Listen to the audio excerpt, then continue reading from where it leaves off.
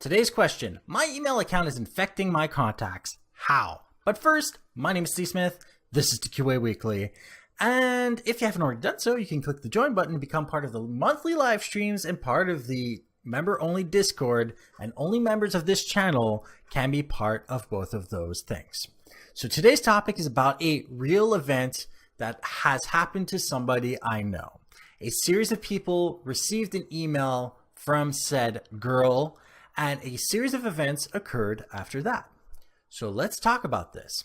So there are two vectors of attacks that can end up being deployed to have your email account infecting other people you know.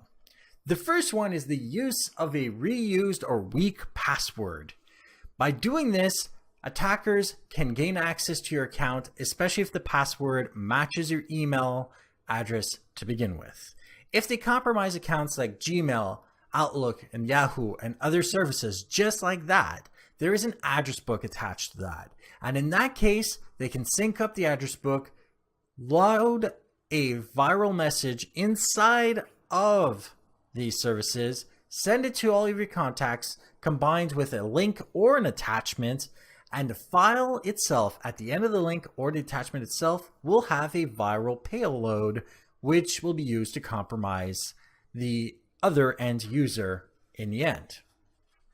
The problem is that many of these services like Gmail and Outlook and all that have that glaring security issue in which there is a contact address book. So that is the first, least common way of doing it, but there has to be at least one person, and you probably know that person where they don't know, well enough that they should have different passwords everywhere. So that is the first, least likely, but has to happen vector of the attack. The most common scenario, the most common vector of attack is that somebody like us who know better receive an email from somebody they know, either open the attachment or click the file, the link to get the file and open that. A lot of people, because it's somebody they know, will not scan the file, run it, and end up compromising their computer. And in that scenario, the virus itself could take over your email program, take over your address book, and send a similar message to all of your contacts, basically sending the message over to a new set of people that in turn will become compromised. Hopefully none of them open the file attachment to begin with.